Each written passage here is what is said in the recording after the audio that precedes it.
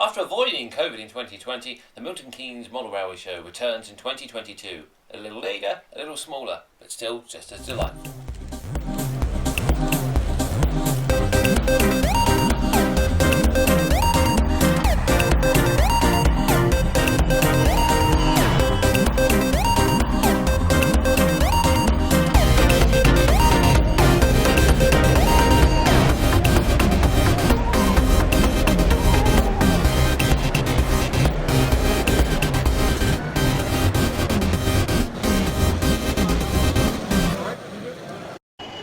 First stop is Foster Road, an OO Gauge layout, presented by Dentdale.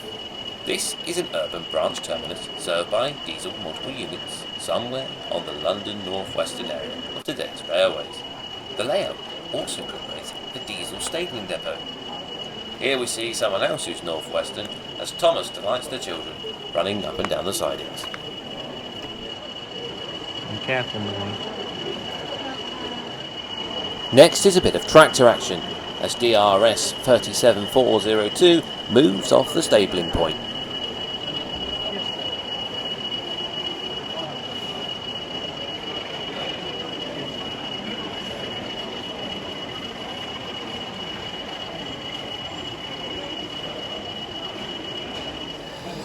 Another display that seemed to delight the children was the big train display in OO Gauge, presented by Richard Seawood. This is a typical floor-based track layout showcasing the former Triang big train system, together with products from the Lima range of OO Gauge trains.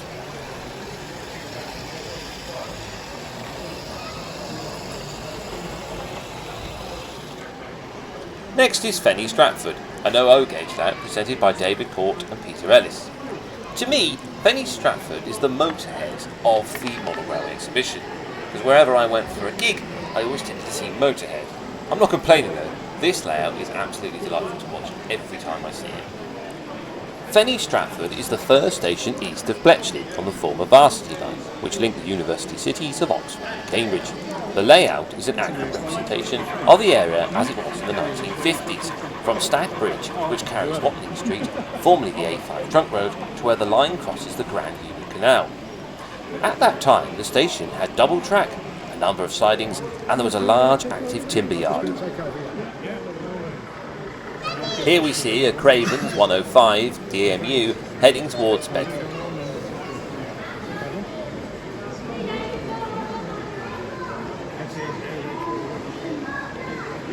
The DMU makes a quick stop at Fenny Stratford before continuing on its journey.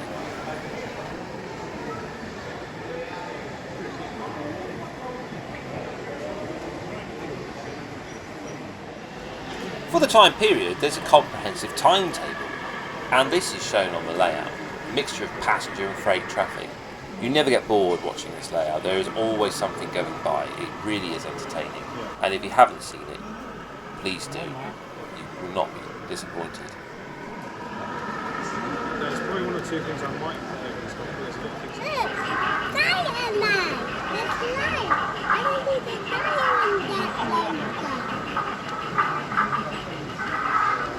We catch a glimpse of a freight in the hands of a Class 2 as it heads towards Bletchley, whilst in the Bedford direction, a crab pulls into the station. Interestingly, some of the buildings that are modelled here still exist today. The station house, police station and canal side cottages are all still present.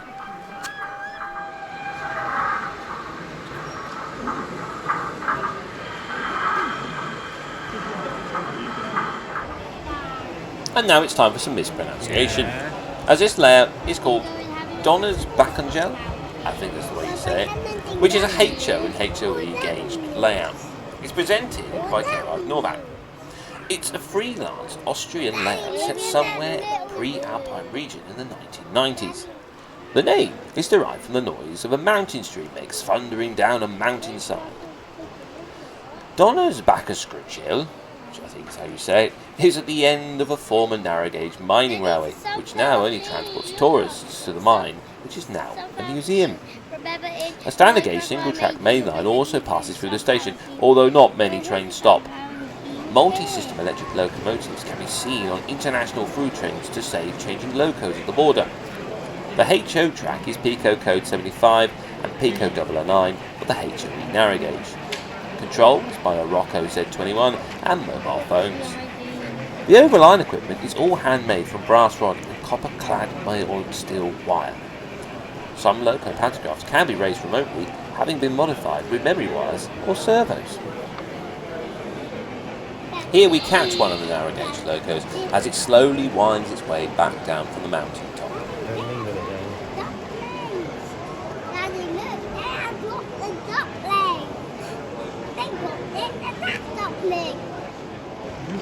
While later, an express thunders through the station non-stop as it makes its way to its destination, wherever that may be.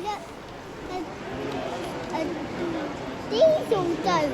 Look, Daddy, diesel ghost. Oh yeah. Daddy, Lisa, nice.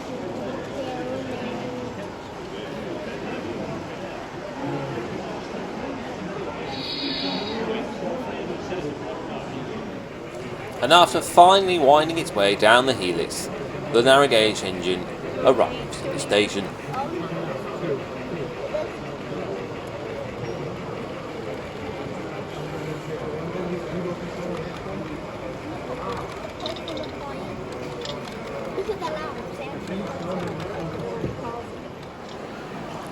Ilfracombe East is a 009 gauge layout presented by Brian Key. The layout depicts the terminus of a fictitious Blackmore Gate to Ilfracombe branch on the former Linton and Barnstaple Railway. The layout is set in the Southern Railway period of 1923 to 1935, but a number of vehicles still retain their old L&B liveries. Other stock operating through Minehead to Ilfracombe services can also be seen.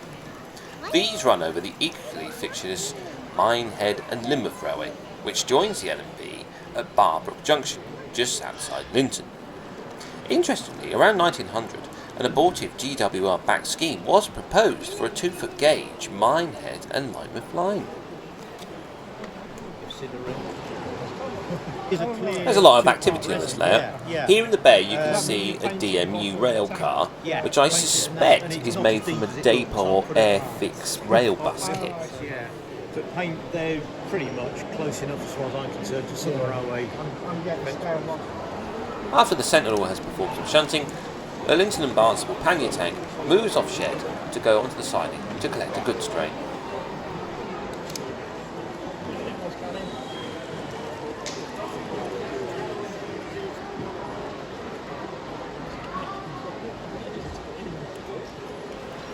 Although roughly about 1 foot wide, the layout is swarming with detail, and the main activity is focused in the centre, although there is a lot going on in the goods yard just in rear of where this loco is departing.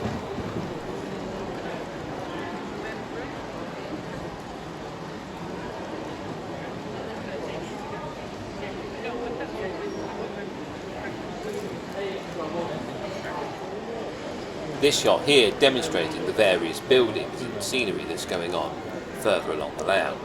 An absolute delight. But then, I am biased towards narrow gauge layouts.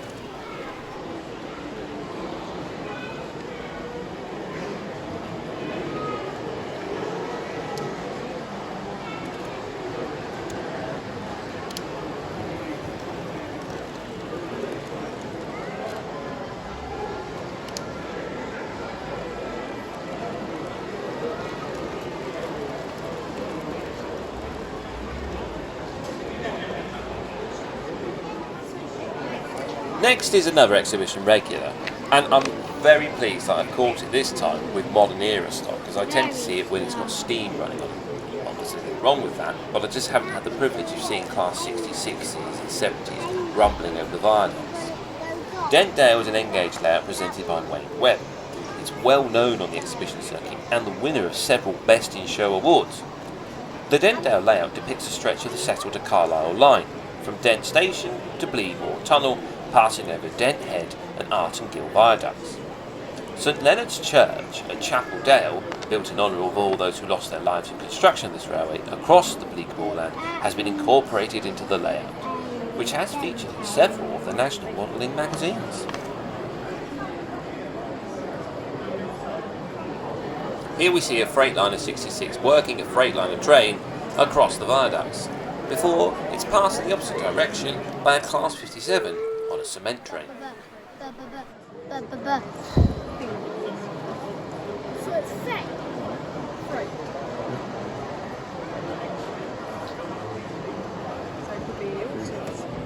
I think N Gauge is certainly the right choice for modelling the set on Carlisle.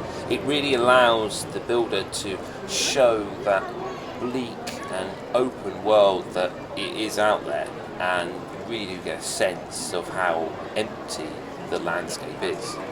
Absolutely wonderful.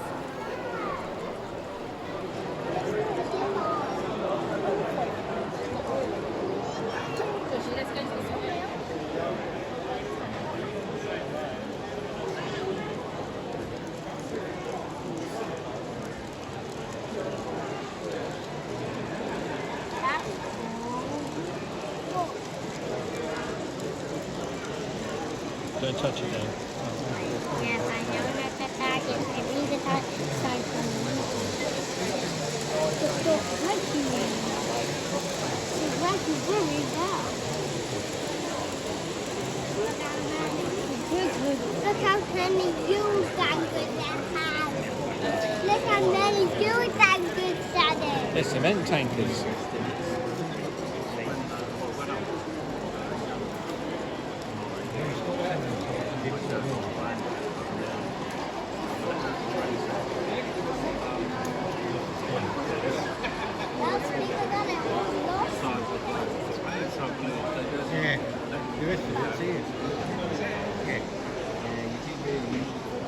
A short while later, and a Colas rail-owned Class 66 works a scrap train towards the tunnel.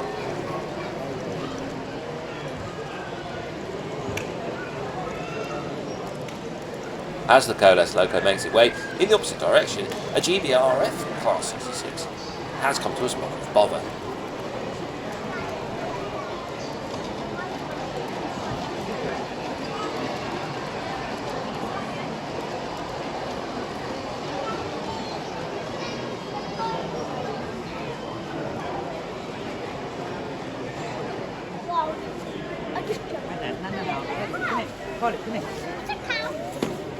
We move on to another large N-Gauge layout that's based on a prototype.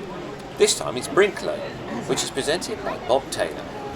The Brinklow layout models a stretch of the Trent Valley line between Rugby and Stratford and includes part of the Oxford Canal. The station was originally named Stratford, but was renamed Brinklow and closed completely in the early 1950s. The BR period is modelled from 1950 to 1965, and appropriate stock can be seen running. The layout is principally analogue, but DCC stock can be accommodated by changing control from the usual gauge master to a lens unit. Brinklow has also been featured in the modelling press and at many exhibitions.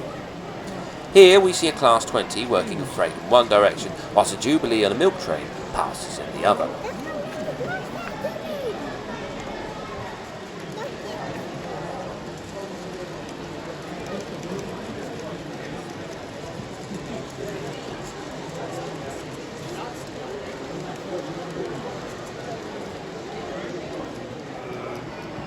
As the layout is based on the West Coast main line with 4 tracks, there is always a hive of activity on it. Here we see an Austerity WD280 working a freight.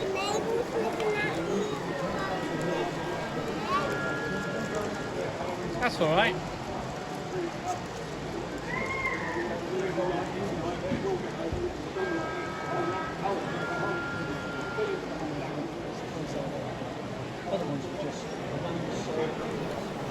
A short while later, and we catch a Class 40 working a heavy stone train.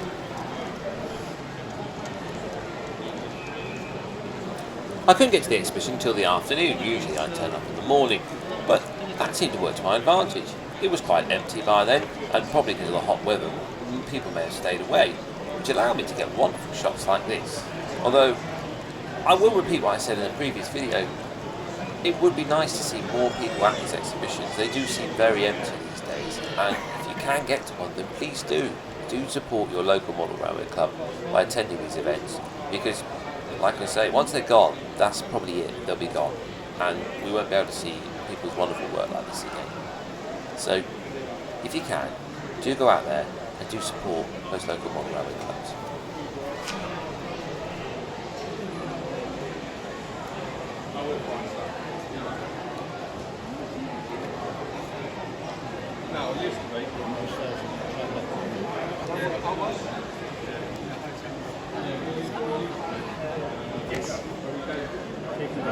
And now for our third N-gauge layout, Bradwell Road. This is presented by Bill and Peter Ball. It's a fictitious layout showing what could be achieved at low cost using HOe track and other parts left over from previous layouts. It is a rural single track line set in the 1950s and 60s, and you can expect to see anything running on it.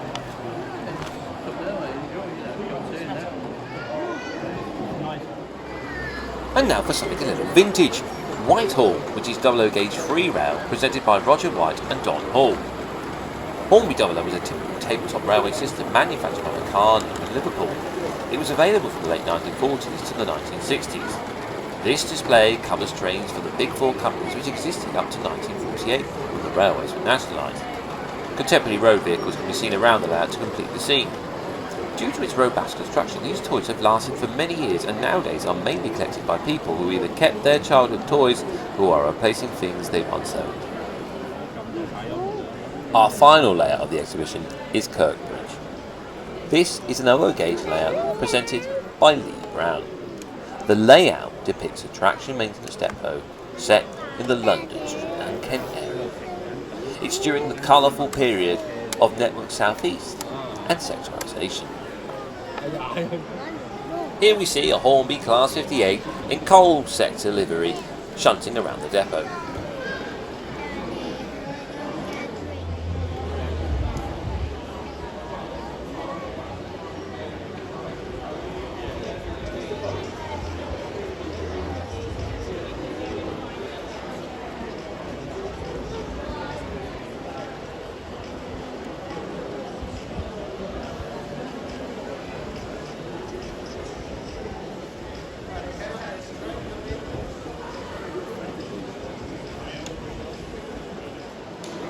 A short while later, and its EWS classmate also moves off the shed and onto a stabling siding.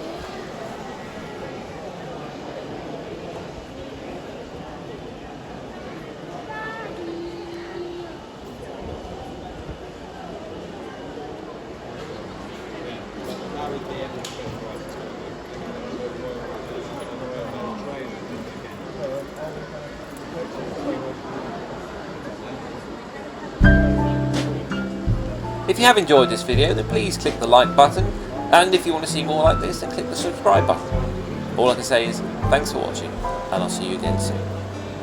Ciao.